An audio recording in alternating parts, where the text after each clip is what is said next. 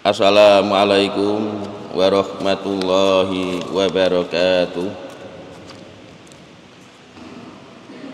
Innal hamdalillah nahmaduhu wa nasta'inuhu wa nastaghfiruh wa na'udzu billahi min sururi anfusina wa min sayyiati a'malina may yahdihillahu fala mudhillalah wa may yudlil fala hadiyalah.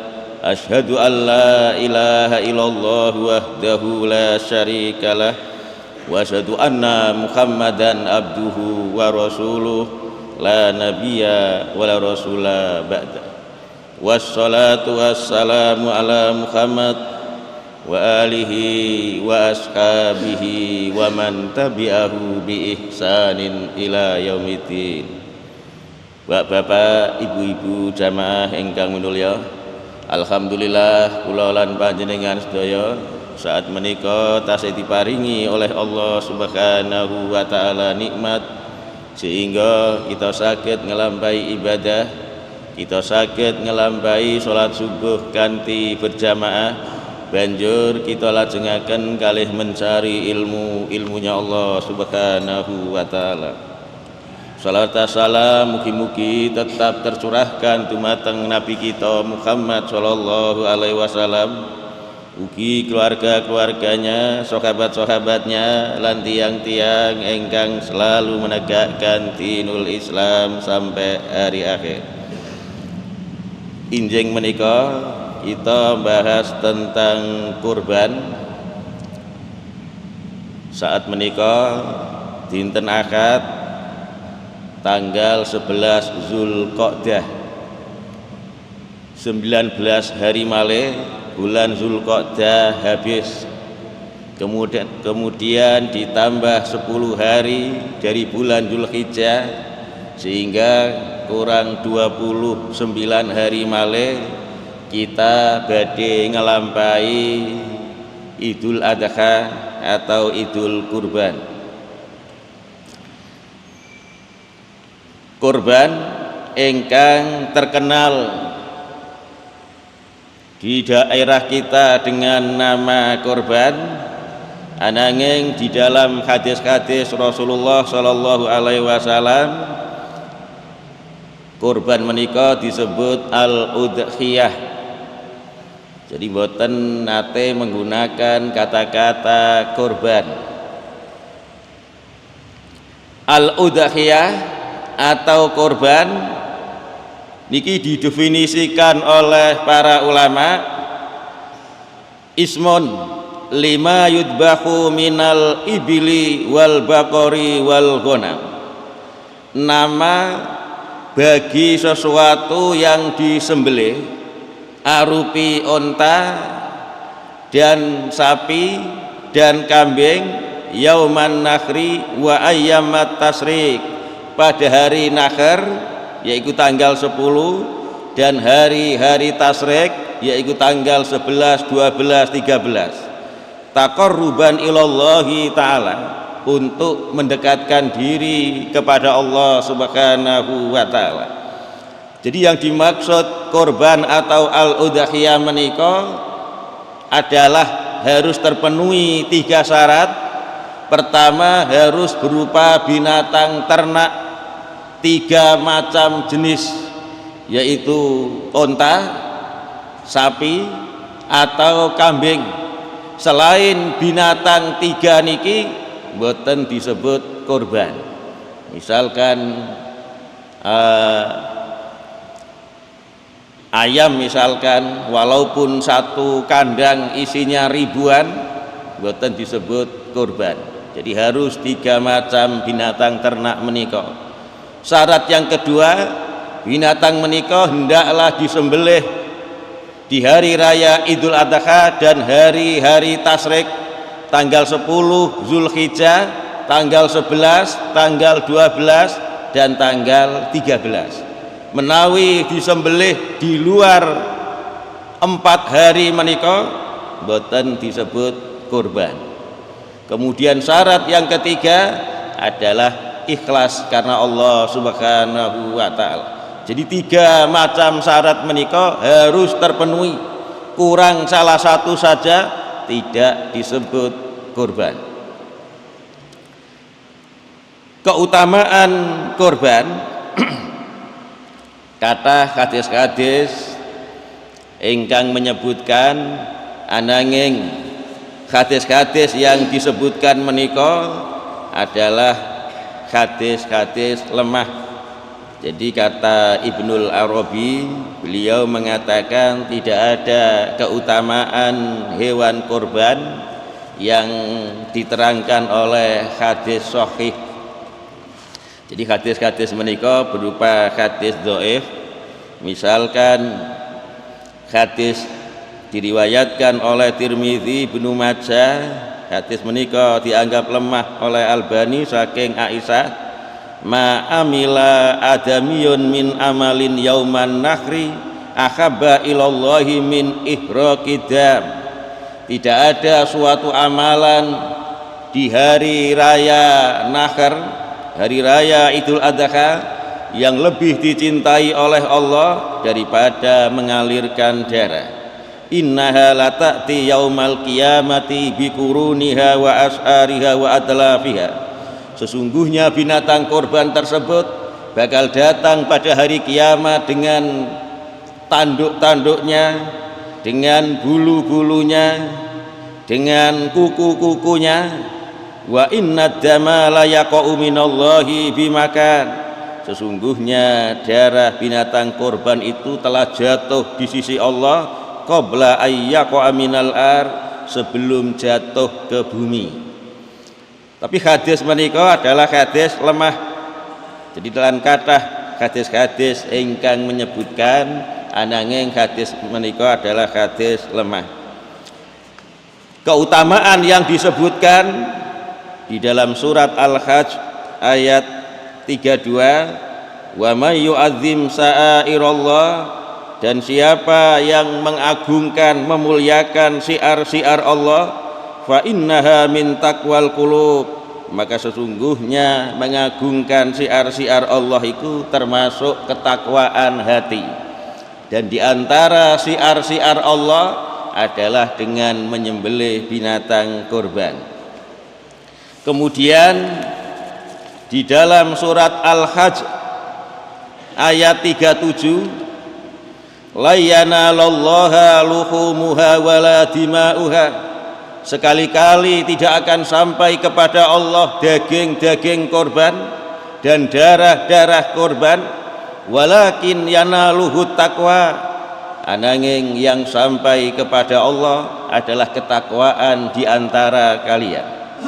Binatang korban menika menawi boten disertai ikhlas karena Allah, tidak akan sampai kepada Allah, tidak akan diterima oleh Allah Subhanahu wa taala. Ananging walaupun binatang korban menawi boten disertai takwa, boten disertai ikhlas karena Allah, tidak akan sampai kepada Allah.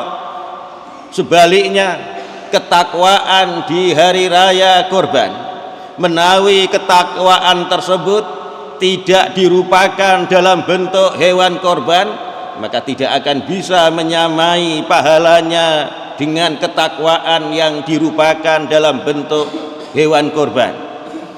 Jadi para ulama mengatakan berdasarkan ayat menika, sebagaimana yang disebutkan oleh Syekh Utsaimin, lau tusuddika biqimatil udhiyati alfu marrah, seandainya disodakohkan 1000 kali lipat dari harga binatang korban, ma ajza'at anil udhiyah, tidak akan bisa menandingi binatang korban.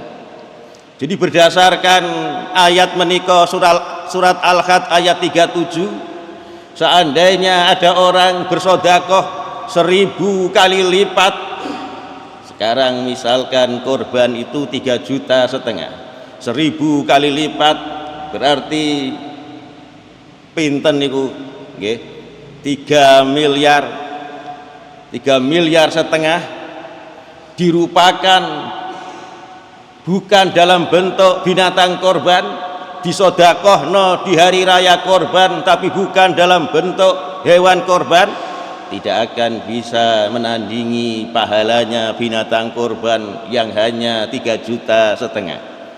Karena di dalam ayat menika tidak akan sampai kepada Allah daging-daging korban, darah-darah korban. Yang sampai kepada Allah itu takwa kalian. Binatang korban yang tidak disertai ikhlas karena Allah tidak akan sampai pahalanya kepada tiang menika. Tapi sebaliknya, menawi wonten tiang takwa kepada Allah dengan cara bersedekah tidak dirupakan dalam bentuk binatang korban, dirupakan dalam bentuk barang atau dirupakan dalam bentuk uang, maka tidak akan bisa menyamai ketakwaan yang dirupakan dalam bentuk hewan korban. Kemudian keutamaan hewan korban di dalam hadis diriwayatkan Tirmizi, Abu Dawud, Ibnu Majah. Hadis menika bersifat secara umum.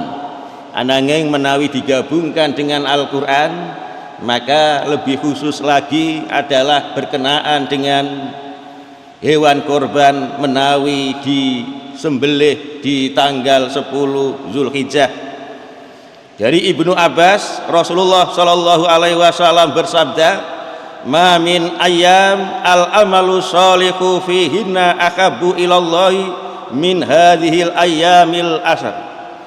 Tidak ada hari-hari yang amal solih dilakukan di dalam hari-hari tersebut lebih dicintai Allah melebihi hari-hari 10, yaitu tanggal 1 Zulhijjah sampai tanggal 10 Zulhijjah. Faqalu ya Rasulullah walal jihadu fi sabilillah. Sahabat-sahabat tanglet, ya Rasulullah, menawi wonten amalan amal solih dilampahi di luar 10 tanggal 1 sampai 10 Zulhijjah dan amalan tersebut adalah amalan jihad, apakah tidak bisa menandingi ya Rasulullah? Maka jawab Rasulullah, walal jihadu fi sabilillah, bahkan jihad fi sabilillah pun yang dilakukan di selain tanggal 1 sampai 10 Zulhijjah tidak akan bisa menandingi amal solih yang dilakukan di tanggal 1 sampai 10 Zulhijjah.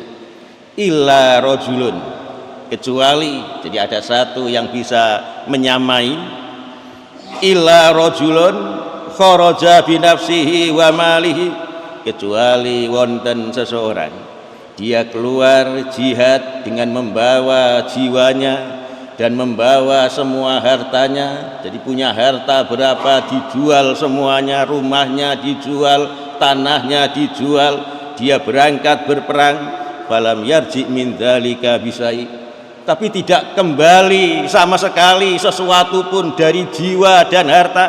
Jadi yang bisa menandingi amal solih yang dilakukan di tanggal 1 sampai 10 Zulhijjah adalah amalan jihad dengan syarat. Jadi dengan syarat dia keluar dengan membawa jiwanya dan seluruh hartanya, itu syarat pertama. Syarat kedua, tidak ada yang kembali. Jadi misalkan hartanya saja yang kembali walaupun dia mati, jadi hartanya dikembalikan teman-temannya ke keluarganya, tidak termasuk, tidak bisa menandingi. Jadi syaratnya adalah dia mati di dalam peperangan tersebut dan hartanya diambil musuh-musuhnya, baru bisa menandingi amal solih yang dilakukan di tanggal 1 sampai 10 Zulhijjah. Lebih-lebih yang dilampaui di tanggal 10 Zulhijjah adalah ibadah kurban. Ibadah kurban sampun gadah keutamaan piyambak, kemudian ditambah dilakukan di hari yang penuh utama, maka pahalanya akan berlipat-lipat. Kemudian termasuk menambah keutamaan korban secara umum adalah menyembelih hewan korban dilakukan di bulan haram. Jadi ketika dilakukan di bulan haram, amal-amal sholih mempunyai keutamaan yang lebih dibanding amal sholih yang dilakukan di luar bulan haram. Dan di antara bulan haram adalah bulan Zulhijjah, dan termasuk di dalamnya tanggal 10, tanggal 11, tanggal 12 dan tanggal 13 bulan Zulhijjah. Jamaah ingkang mulya, niki keutamaan yang luar biasa bagi tiang ingkang ngelampahi hewan kurban. Para ulama berbeda hukumnya tentang menyembelih hewan kurban. Sebagian ulama yaitu Imam Abu Hanifah, Ibnu Taimiyah, Syekh Utsaimin, beliau berpendapat bilih tiang ingkang mampu untuk membeli hewan korban, maka hukumnya wajib. Beliau berdasarkan hadis diriwayatkan oleh Ibnu Majah, Imam Ahmad, dianggap sahih oleh Albani. Rasulullah Shallallahu Alaihi Wasallam dawuh, man wajada sa'atan falam yudhaki fala yakrobanna musallana. Siapa yang mendapati kemampuan untuk menyembelih hewan kurban tapi piyambake boten purun nyembelih, boten purun ibadah korban, wala yakrobanna musallana, maka jangan sekali-kali tiang menika mendekati tempat ibadah kami. Padahal ibadah sholat berjamaah sebagian ulama mengatakan wajib. Maka oleh mereka yang mengatakan wajib, ancaman ini bukan ancaman amalan sunnah, tapi ancaman amalan wajib. Berarti ibadah korban hukumnya wajib. Tapi sebagian ulama malih berpendapat bila menyembelih hewan korban iku hukumnya sunnah muakkad. Walaupun ulama-ulama, kebanyakan ulama menghukumi sunnah muakkad, tapi bukan berarti diremehkan ibadah korban menika. Salah anggapan tiang bilih sunnah itu nek dilampahi mendapat pahala, mboten dilampahi tidak berdosa, kemudian tidak ngelampahi, mboten ngoten para ulama yang berpendapat sunnah muakkad. Mereka bersungguh-sungguh untuk ngelampahi nyembelih binatang kurban. Jadi sunnah muakkad tidak mudah kemudian ditinggalkan begitu saja. Padahal orang-orang banyak mengatakan, oh ulama ini menganggap sunnah muakkad, kemudian ditinggalkan dengan mudah, dengan entengnya. Sementara ulama yang dijadikan sandaran pendapatnya ini sunnah muakkad, mereka bersungguh-sungguh. Jadi Abu Bakar dan Umar pernah satu kali tidak korban. Kenapa? Karena khawatir dianggap wajib. Jadi menawi mboten kuatir, mereka yang menganggap sunnah ini terus menerus korban. Ini yang dilampahi oleh ulama-ulama salaf rumiyin. Mugi-mugi wonten guna lan manfaat kanggone kula lan panjenengan sedaya. Subhanaka Allahumma hamdika asyhadu alla ilaha illa anta astaghfiruka wa atubu ilaik. Wassalamualaikum warahmatullahi wabarakatuh.